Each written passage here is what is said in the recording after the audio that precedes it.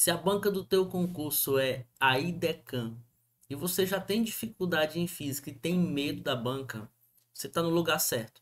Então aqui nós iremos iniciar aqui uma maratona de resolução de questões da banca IDECAM dos últimos anos. Então nós faremos aí um apanhado geral, né, de questões do nível da tua prova e vamos resolvendo nos detalhes. Então vamos ver as possibilidades do que a banca pode fazer. Porque assim, se ela pegou um tema, colocou em uma prova, ela pode pegar o mesmo tema e colocar na sua prova. E aí o que que ela vai fazer? Ela pode copiar a questão integralmente? Sim, já aconteceu. Mas ela pode também fazer alguns malabarismo ali, pegar aquela questão, não, agora eu perguntei nessa questão aqui sobre frequência, na outra questão eu vou perguntar sobre velocidade. Então, muitas vezes o examinador, o elaborador, ele vai ganhar tempo, ele já tem uma questão pronta, ele vai adaptar e jogar ali em outro concurso. Eu já vi situações em que as bancas colocaram praticamente a mesma questão em outro certa. Então, assim, sem perca de tempo, nós estamos aqui para ser o mais objetivo possível. E temos aí uma primeira questão que caiu e Decan CA de Pará, deve ser Secretaria de Educação, né? Secretaria de Administração, enfim, sei que essa questão provavelmente é para professor de física, né? Wendel, o meu concurso é nível superior, mas não é para professor. Por exemplo, bombeiro militar, né? Bombeiro militar. Aí às vezes o candidato ele pega uma questão que é para professor de física, ou então para perito de física. E aí, na hora que ele vê a questão, o professor estudou o assunto, mas eu não estou conseguindo resolver. Tem que ter calma, tem que ter auxílio de alguém, porque se você pegar uma questão que ela foi específica para professor e a cobrança for de nível superior para professor de física, certamente ou provavelmente você não vai conseguir resolver. Então, assim, tem que ter calma. A questão que você vai pegar, beleza, teu concurso é nível superior, nível médio, não interessa. Você vai pegar uma questão que esteja no teu nível, então alguém tem que te orientar. Se, professor, essa questão aqui tá no nível da minha prova, aí eu, no caso, eu falo aos meus alunos, ó, essa daí não está. Não, você vai perder tempo, você vai gastar energia desnecessária. Então vai para a questão que está de acordo com o teu edital. Por exemplo, é uma questão simples aqui, ó. É uma questão de conhecimento, questão de onda sonora. A quantidade de frequência em uma onda sonora é medido geralmente em ciclos de compressão e descompressão por segundo, ou hertz. O que é isso? É a compressão do ar e a rarefação do ar. Quando eu falo, pessoal, eu estou comprimindo, estou pressionando o ar e vai existir uma oscilação, ó, sonora.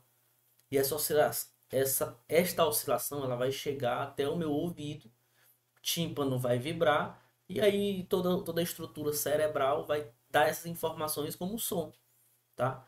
Então, essa frequência sonora é dada em hertz. O que é frequência? Eu ainda não lembro. Frequência é o número de oscilações, repetições por segundo. Então, por exemplo, o que significa 10 hertz? 10 Hz significa que esta onda está oscilando 10 vezes em um segundo, tá? O que significa 100 Hz? Esta onda está oscilando 100 vezes em um segundo. Wendel, mas existe uma outra unidade de frequência, pessoal, aqui eu vou resolver a questão, mas eu estou comentando quais são as possibilidades de cobrança e você vai começar a anotar aí algumas coisas. Wendel, e tem outra unidade de frequência? Tem várias, mas a mais comum é o Hertz, né, que é oscilações por segundo. Existe também o RPM, que é rotações por segundo. Também pode ser OPM, oscilações desculpa, por minuto, né? RPM, rotações por minuto. OPM, oscilações por minuto. Enfim, então aí você vai ter que só... O que significa, Wendel, se eu falar que é 60 RPM? Então significa que em um minuto a onda vai oscilar 60 vezes. Tá? Então oscilações é isso. Estamos diante de onda sonora agora. Vou continuar a leitura. Mais ondas significam maior frequência, menos ondas menor frequência. É a frequência que nos permite distinguir sons graves de sons agudos. Pronto, agora eu quero te dar outra informação. A frequência, pessoal, vai definir um som agudo de um som grave. Então, isso aqui é muito importante.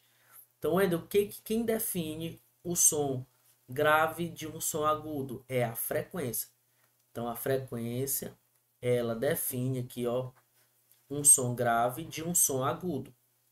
Wendel, o que é um som grave? É um som grosso, voz grossa, instrumento musical com som mais grosso. Até a gente, além de agudo e grave, eu posso chamar também de baixo e alto. Por exemplo, baixo é um som grave, alto é um som agudo, tá? Então, baixo, contrabaixo numa banda qualquer, contrabaixo ele é um som grave, baixo, baixo, baixo. Por exemplo, uma guitarra é um som agudo, é um som mais fino. Então, o que que a frequência define? A agudez do som. Se o som é fino, se o som é grosso. Beleza? O ouvido humano tem um limite de audibilidade que é medido em Hz. Este limite se encontra aproximadamente entre as seguintes faixas de frequência. Agora, isso aqui, pessoal, é decoreba, tá? Então, eu não sabia, pois tu vai errar. Então, isso aqui você vai guardar a partir de agora, ó. Letra B. Wendel, qual a frequência sonora que sensibiliza o meu tímpano? Essa frequência está entre 20 Hz e 20.000 Hz, tá? Quanto mais próximo do 20, mais grave. Quanto mais é próximo do 2000, mais agudo. Wendel, e se passar, por exemplo, se a onda sonora tiver uma frequência de 30.000 Hz, você não ouve. Essa frequência não sensibiliza o teu tímpano. Alguns animais vão conseguir ouvir. Tem alguns animais que têm sensibilidade auditiva, então eles ouvem numa faixa de frequência maior do que a nossa, tá? Por exemplo, tem animais que ouvem no infrassom. O que que é infrassom? Abaixo de 20 Hz. O que que é ultrassom? Aí já entra naquela onda sonora que pode se transformar os dados em imagens. Acima de 20.000 Hz é o ultrassom. Outra informação, pessoal, o infrassom e o ultrassom são ondas mecânicas, são ondas sonoras, tá? Então, o som é uma onda sonora. Se disser assim na questão, o ultrassom é uma onda eletromagnética, aí você fica ali naquela dúvida, meu Deus, será se é ultrassom? Tudo que vier com a palavra som, anota aí, ó, é onda mecânica, tá? Onda eletromagnética, a luz é onda eletromagnética, tá? E temos aí várias outras, raio-x, raios gama, são ondas eletromagnéticas. Agora, tudo que está infrassom, onda sonora, é onda mecânica, tá? Som audível entre 20 e 20.000 Hz, onda mecânica. Beleza, pessoal? Essa questão aqui, ó, a gente conversou tudo sobre ela e isso aqui tu vai anotar como para tu não esquecer. Qual é a faixa de frequência que eu consigo ouvir entre 20 e 20.000? Beleza? Depois do 20.000, ultrassom. Antes do 20, infrassom.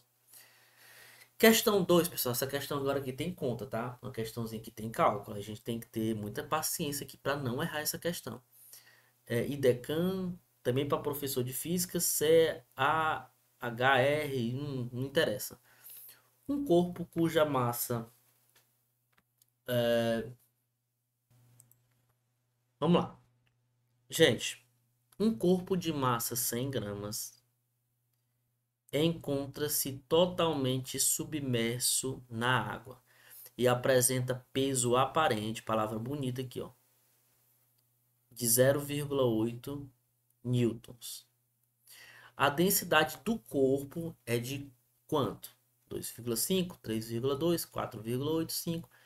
Pessoal, antes de resolver o problema, eu vou aqui te explicar o que é esse peso aparente, ó.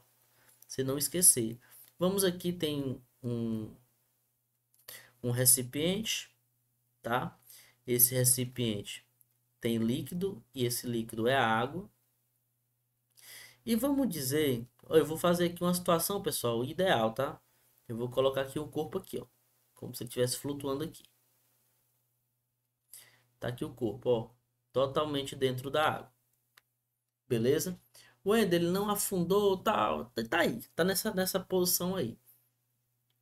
Quais são as forças que agem nesse corpo? Ó, a primeira força é o peso dele, né?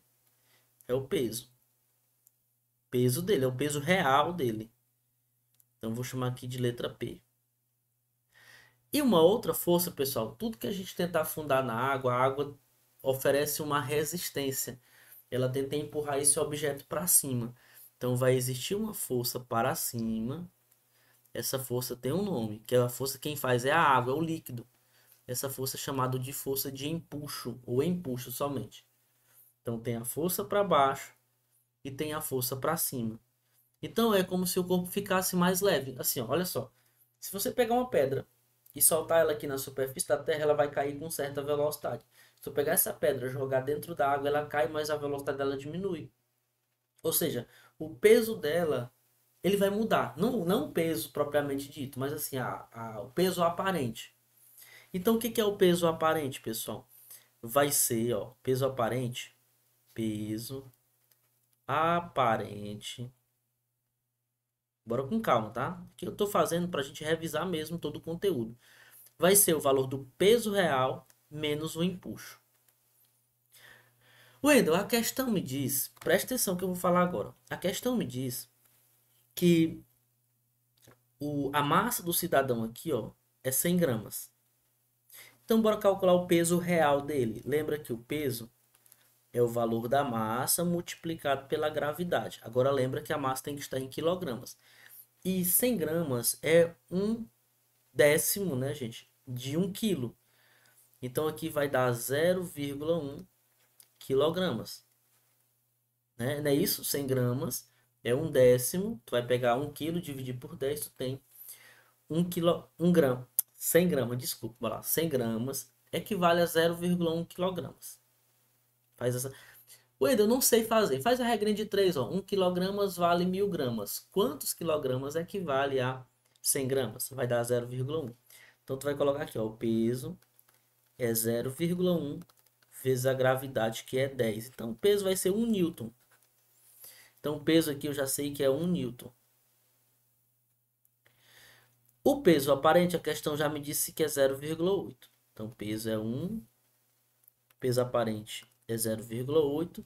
E eu vou nessa situação encontrar o empuxo, que aqui é onde a gente vai chegar na nossa resposta. Calma aí. O empuxo, pessoal, se eu passar aqui o 1 para lá, o empuxo vai ficar sendo 1 menos 0,8 dá 0,2, né? Então, o empuxo é uma força que equivale a 0,2 newtons. Calma aí. O que é empuxo? Presta atenção, a fórmula do empuxo é essa aqui, ó. Densidade, volume e gravidade. Então, o empuxo vai ser densidade, volume e gravidade. O empuxo é 0,2. A densidade, gente, agora muito cuidado, ó. Ele colocou a densidade da água como sendo 1 grama por centímetro cúbico. Eu não posso trabalhar gramas por centímetro cúbico, visto que o volume, no final, eu tenho que finalizar em metro cúbico, depois eu transformo para gramas por centímetro cúbico. Eu ainda não entendi, calma aí, ó. O impulso é força, né, que está no sistema internacional em newtons. A gravidade está no sistema internacional, metro por segundo ao quadrado, tá? Então a densidade também tem que ficar em quilogramas por metro cúbico. E vamos lá, anota aí, ó, 1 quilograma por metro cúbico. Peraí.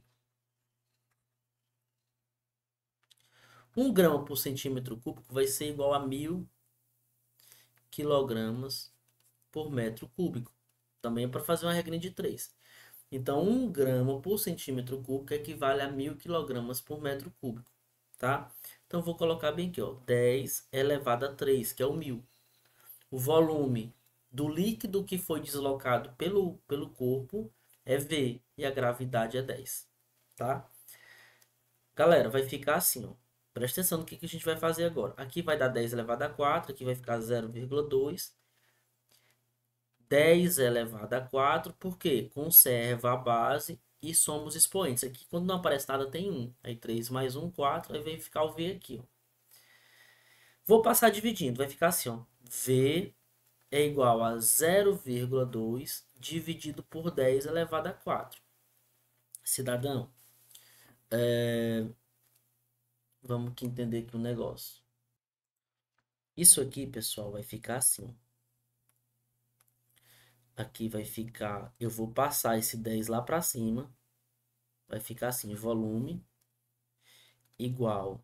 Aí vai ficar 10 elevado a menos 4, né?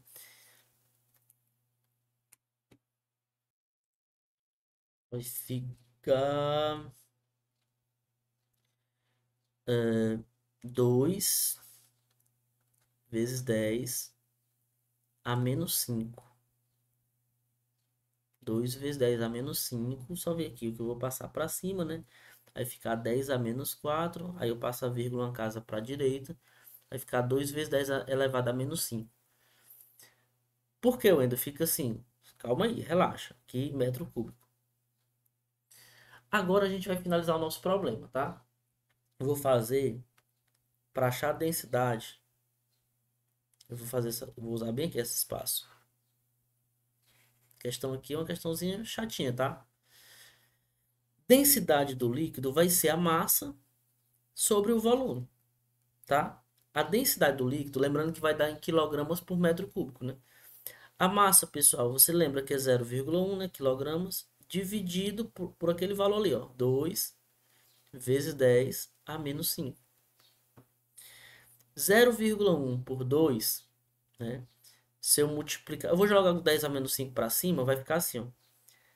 0,1 vezes 10 elevado a 5, o sinal muda, tá? Dividido por 2. Essa conta aí, pessoal, vai ficar 1 por 2, 10 a 4, 10 por 2, 5. Vai ficar 5 vezes 10 elevado a 3 quilogramas por metro cúbico.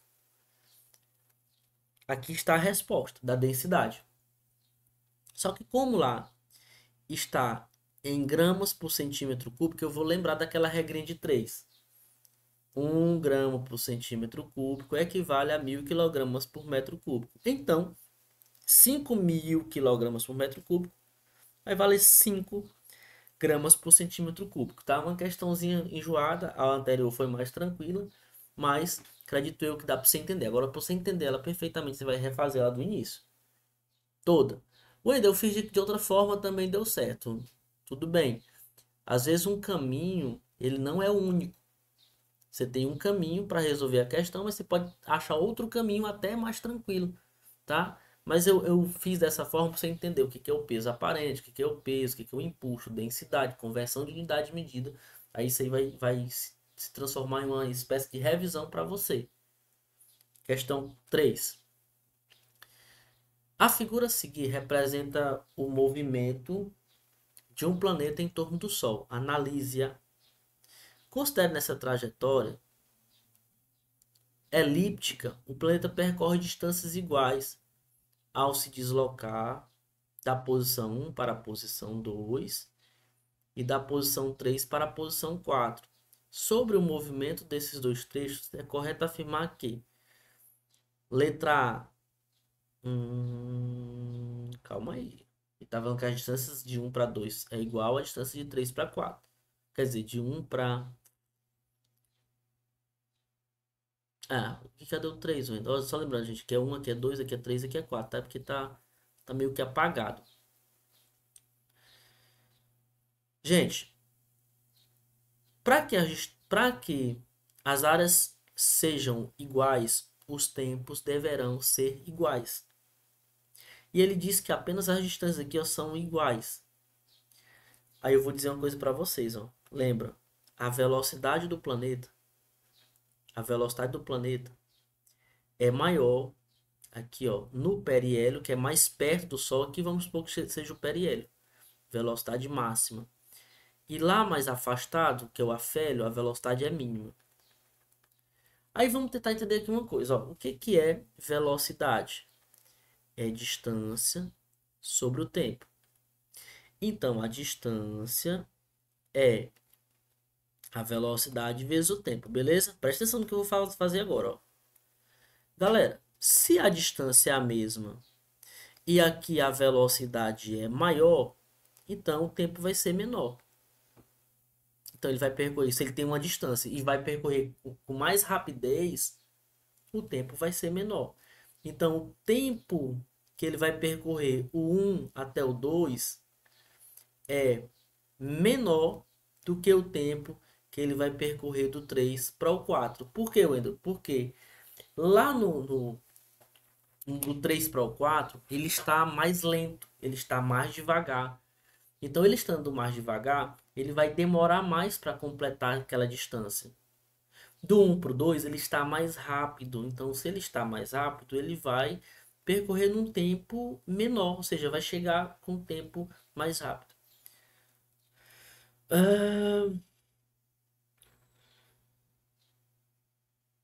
A alternativa correta que a gente vai marcar aí qual é? Não tem nem mais dificuldade. Por quê, Wendel? Para ser lei das áreas, para as áreas serem iguais, os tempos têm que ser iguais. E os tempos são diferentes. Então não pode ser letra A. Já vou para a letra B e falo assim, ó, os intervalos de tempo para percorrê-las são iguais. Falso. Por quê? Porque a gente acabou de ver que são diferentes. Letra C. As velocidades de translação não são constantes em cada um dos trechos. Perfeito. Não, quando ele fala não são constantes, são iguais. Então, lá no de 1 para o 2 é máxima, lá no 3 para o 4 é mínima, ou seja, é um valor lá perto do Sol, é outro valor longe do Sol. Alternativa correta, letra C. As áreas varridas A1 e A2 são inversamente proporcionais aos respectivos deslocamentos. Vamos lá. Não, gente, ó. Quanto maior for o deslocamento de 1 para o 2, maior vai ser a área. Seria diretamente proporcional. Como assim, Wendel? Ó, se o cara percorreu daqui para cá, a área que ele descreveu foi essa. Tá? Se ele saísse do 2 e visse para o 4 e o 4 fosse aqui, ó. Então a área seria maior. Então, se eu aumento a distância, eu aumento a área. Então, não é inversamente proporcional, é diretamente. Questão de aceleração, né? Bora lá, mais uma. Um veículo para ir de um ponto A até um ponto B efetuou uma trajetória representada a seguir mantendo um movimento uniforme. Isso quer dizer que a velocidade dele não mudou, mas ele tá a velocidade, digamos, é o módulo da velocidade, o valor da velocidade. Por exemplo, ele saiu do A a 20 metros por segundo e foi rodando todo o tempo na mesma velocidade, fazendo essa espiral. A aceleração resultante nesse movimento gente, a aceleração aí, já que o movimento é uniforme, é a aceleração centrípeta.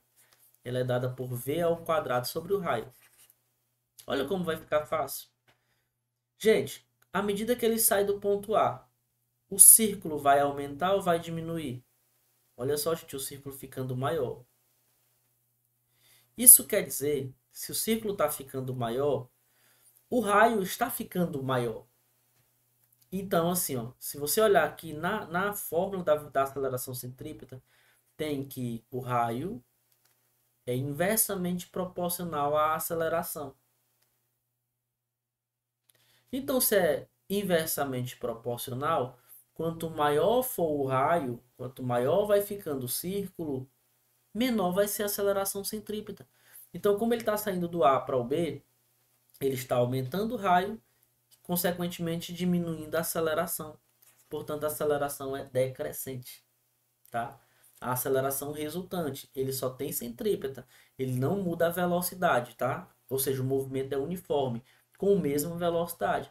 Porém, como eu tenho círculo, eu tenho aceleração centrípeta, ou seja, a aceleração resultante aí é a centrípeta. Show de bola? Beleza. Um motor térmico que apresenta um rendimento de 25% rejeita para a fonte fria em cada ciclo 450 calorias.